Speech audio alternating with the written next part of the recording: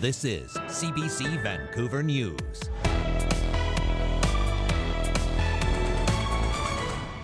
An arrest and multiple charges after an armed man bolts for the stage as Russell Peters was performing at a comedy festival in Stanley Park last night. Plus, a hostel in the heart of Vancouver goes up in flames, forcing 100 people out in the middle of the night and leaving one firefighter injured. And people can't afford the apartments they were living in that were dog-friendly. Now they have to move to places that are not dog-friendly. how the affordability crisis is putting a strain on animal shelters.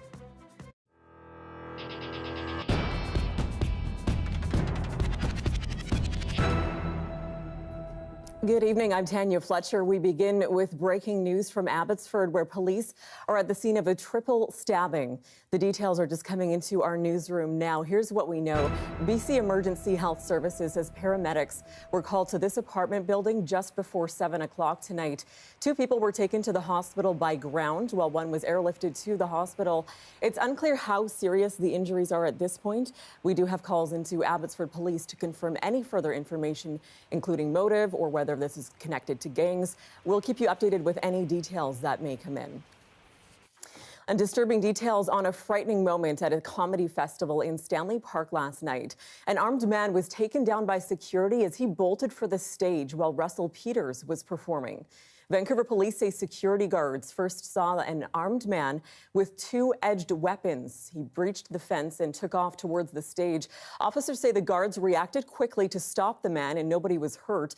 Festival organizers say 7,500 people were in attendance at the time. The 31-year-old suspect is now charged with uttering threats, assault, and possession of a weapon for dangerous purposes. Police say the motive is unknown and that investigation continues as well. To Burnaby now, and a man has been found dead in the parkade of a shopping plaza. RCMP say shots were fired in the area of North Road and Cameron Street. This was just after 5 o'clock this afternoon. Officers found a man's body in the parkade of the shopping complex. Shortly after, police responded to calls of a vehicle on fire. That was about 10 minutes west of there. Police have secured both scenes and will keep the areas taped off as that investigation continues. It's believed this was a targeted shooting and the Integrated Homicide Investigation Team has taken over the case. Let's take you north to Williams Lake. A man has been found dead, and those circumstances are considered suspicious. At 4:30 this morning, RCMP showed up to a house at the north end of town over reports of a disturbance. Officers found a man dead and say evidence suggests criminality was involved, but they wouldn't go into further detail. The Major Crime Unit is now on scene leading the investigation. In Vancouver, an early morning fire in the downtown core has displaced more than 100 people.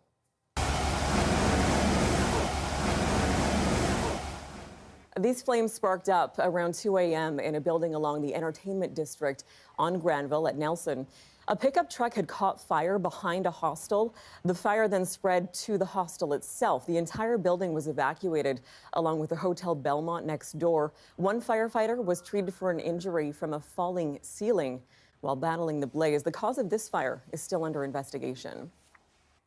On Vancouver Island, a fire that engulfed an apartment building in Nanaimo forced residents from their homes, and the damage is so significant there, some are expected to be out for months. Somebody apparently was walking by and saw the smoke and broke the front door open and went and hit all the buzzers. This fire broke out around 7 o'clock this morning while many were still sleeping. The flames started in a dumpster behind the apartment building and quickly spread to the neighboring suites. Nearly 24 people are still unable to return home tonight.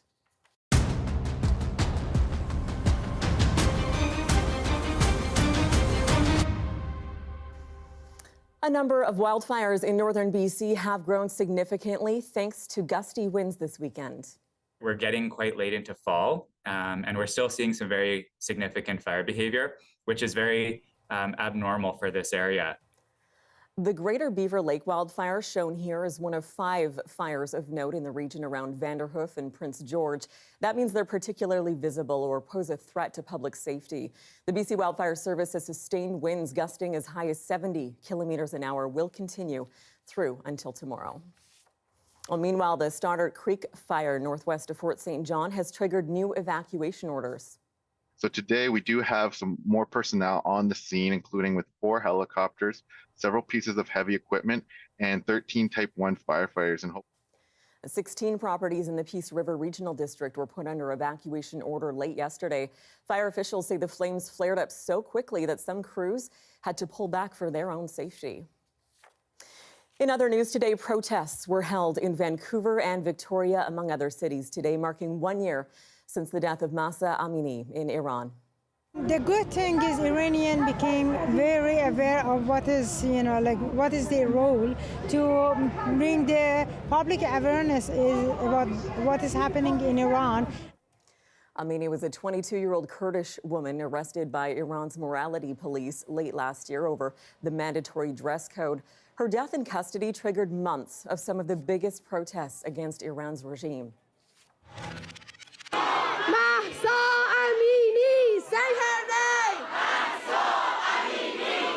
They came here to speak for those who cannot and say a year of outrage was just the start.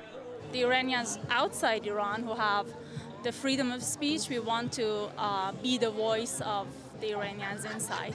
It began as a protest over the death of Mahsa Amini after she was arrested by Iran's morality police, accused of wearing her headscarf too loosely. But now they say it's about much more. We're done with this regime, with this Islamist extremists that are taking our basic rights in Iran. Say her name! Protesters here hope their chants of women, life, freedom are heard in the streets of Iran, where they can embolden the biggest uprising in more than a decade. Events like this were held in cities across Canada and around the world, and in Iran, where the regime tried to prevent any public marking of this anniversary.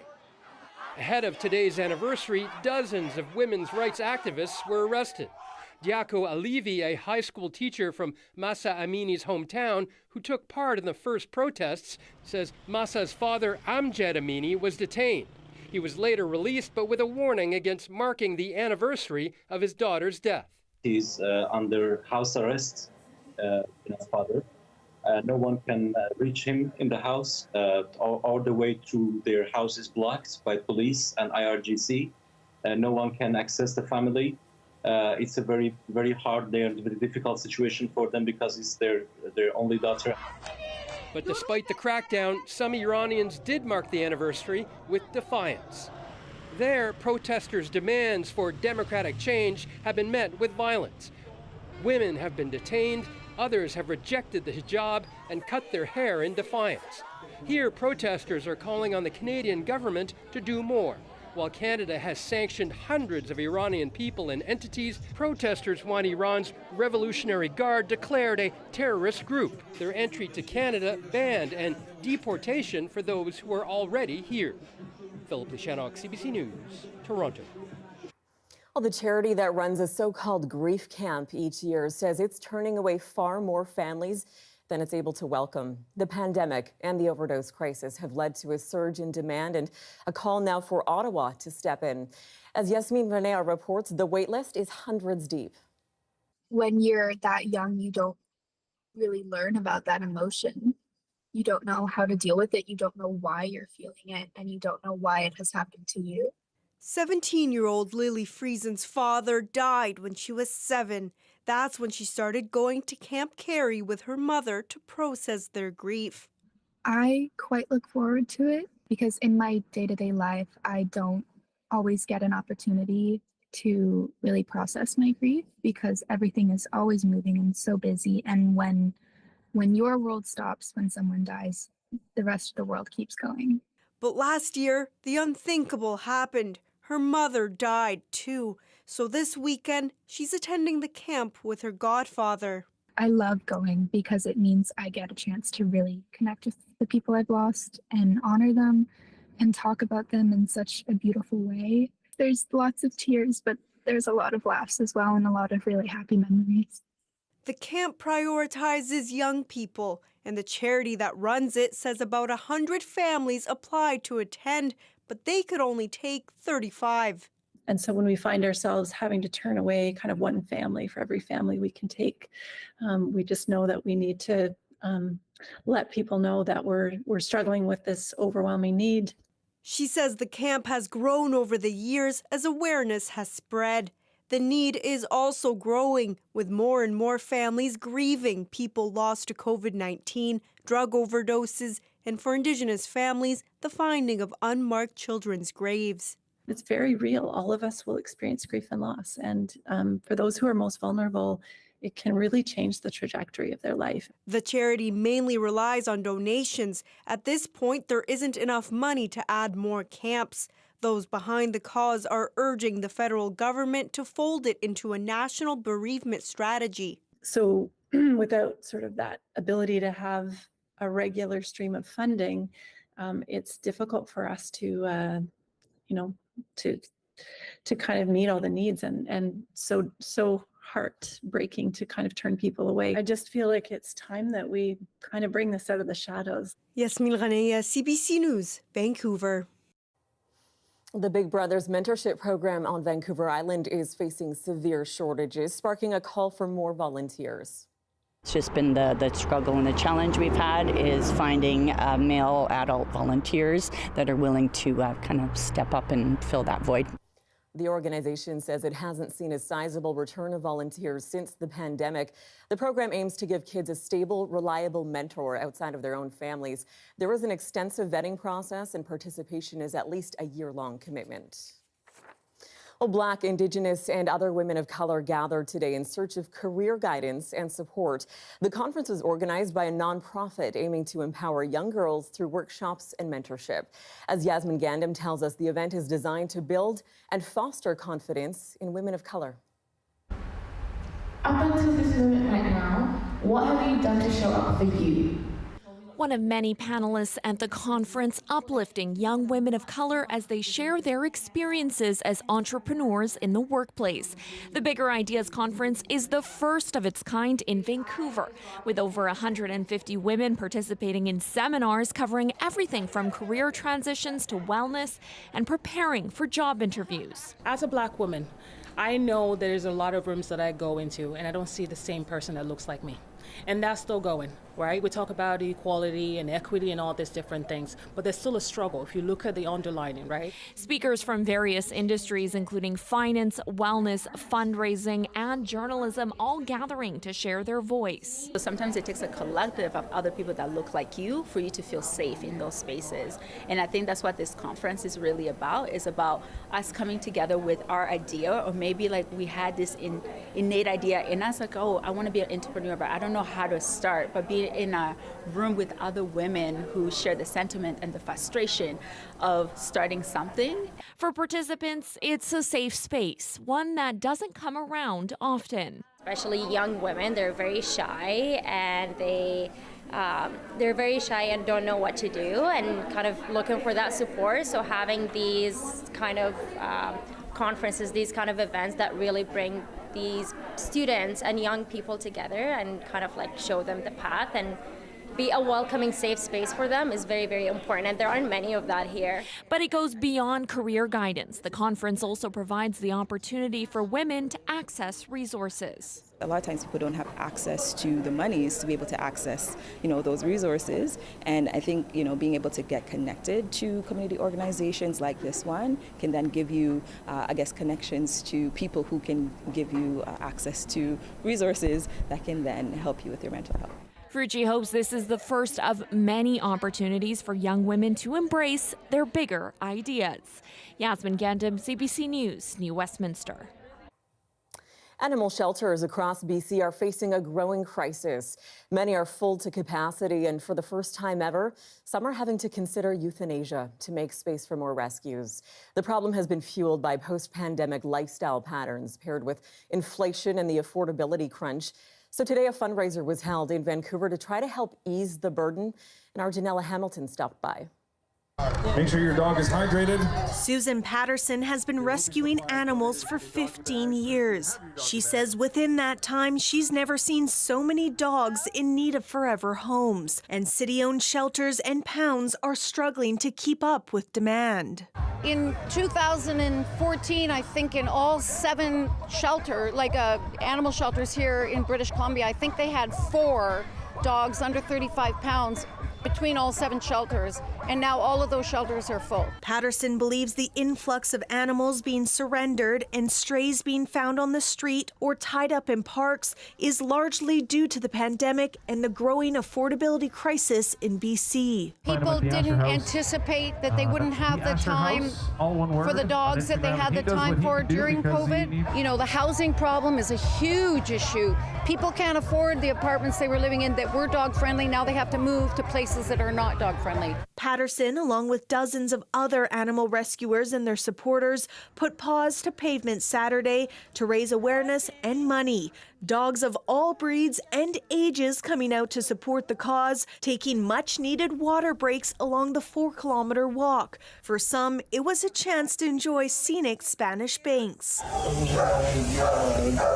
Social media influencer and animal rescuer Lee Asher was also on hand for puppy cuddles and photos with fans. When you adopt a dog, you save a life, but more importantly, you're able to give an animal an opportunity to truly be themselves, to be able to be free and not live in fear or in a cage. The rising cost of living not only impacting animals here, 2-year-old Eduardo was rescued from a high-kill shelter in Los Angeles. I just got back from LA and it is horrible there. Like 300 people a day are leaving the state, and a lot of them are leaving their animals behind. Patterson hopes events like this encourage more people to consider adopting rather than buying from a breeder. Try to find dogs that have been left behind and have nowhere to go. Giving animals like these a second chance at life.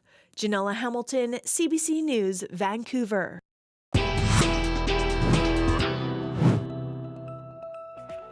Well, still ahead, a Bryan Adams fan was so happy to get his autograph, she turned it into a tattoo. We'll hear from her next.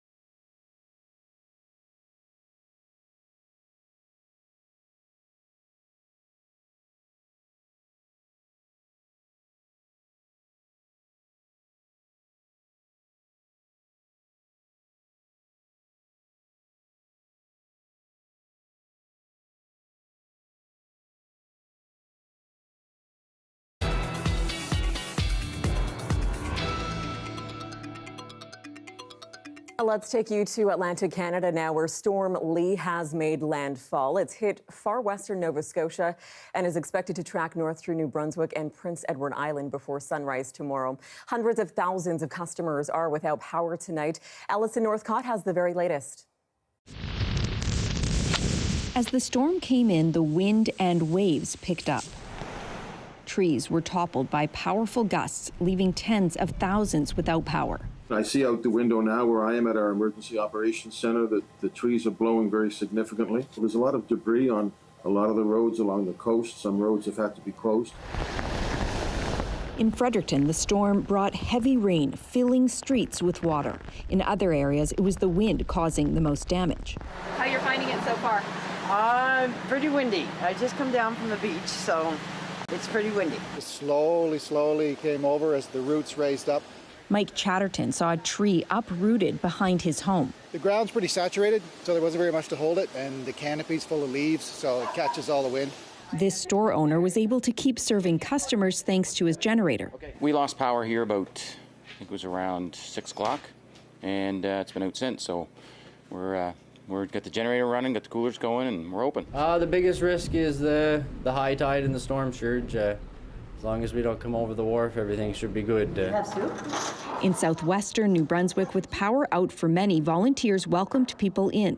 Greeting people that come in, making sure that they have something to eat, do whatever they like to do out here, and they are warm and dry.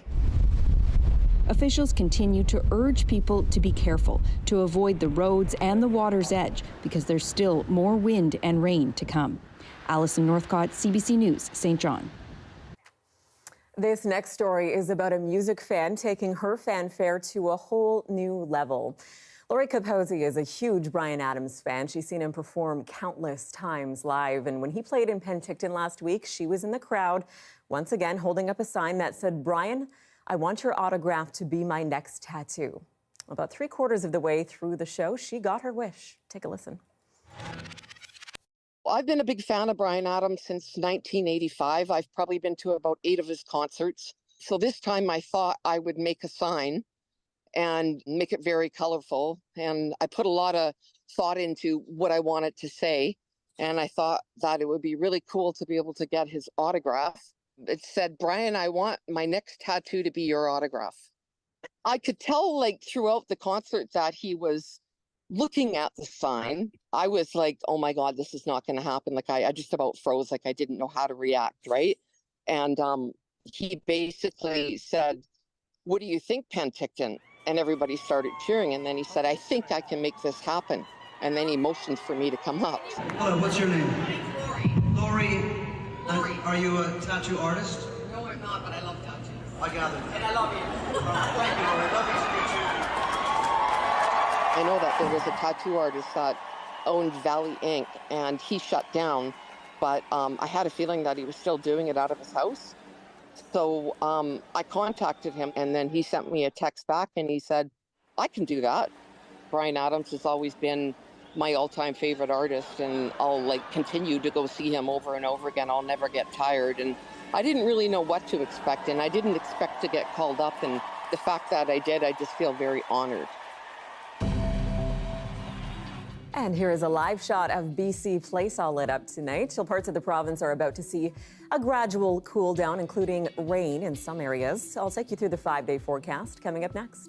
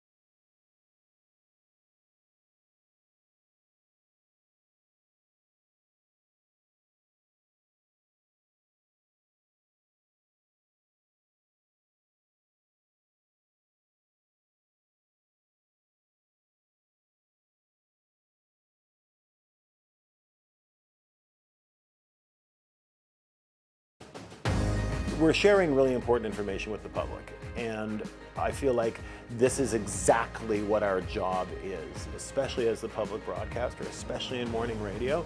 That's incredibly important. Hi, I'm Amy Bell. Here's what's in your CBC Vancouver inbox. With the changes to how Canada is able to access journalism online and on social media, we want to assure you that when you're looking for CBC News, you'll always be able to find us.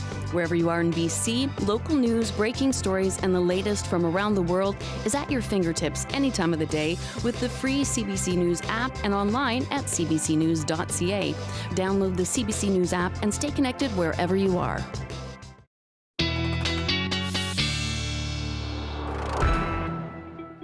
And time for a look at your 5-day forecast. Let's start with the current conditions. Taking a look at the province-wide picture as it stands right now. Pretty warm still in many areas of the province. It's been a very warm weekend in many parts, well above seasonal, but we're going to see that change over the next few days. In the Lower Mainland, you can see we're 15 degrees at YVR at the moment. Here's what we're looking at for tomorrow. We've had a ridge of high pressure firmly in place over much of the province. That's been giving us those clear blue skies, those nice warm temperatures. That's starting to weaken, and that's what's going to bring through some chance of showers. We'll see some partly cloudy, partly sunny conditions. The big thing will be to watch is the winds in northern BC, of course, as that's been fueling the wildfires, and also special air quality statements still in effect for Prince George. Here's the 5-day forecast for Vancouver. This is pretty much right where we're expected to be for this time of year. 18 the seasonal high, 10 degrees the normal for the overnight low. And that is your late news for this Saturday. For news at any hour, you can download our free CBC News app. You can always get the latest online as well at cbc.ca/BC. Thank you so much for joining us. Have a great night.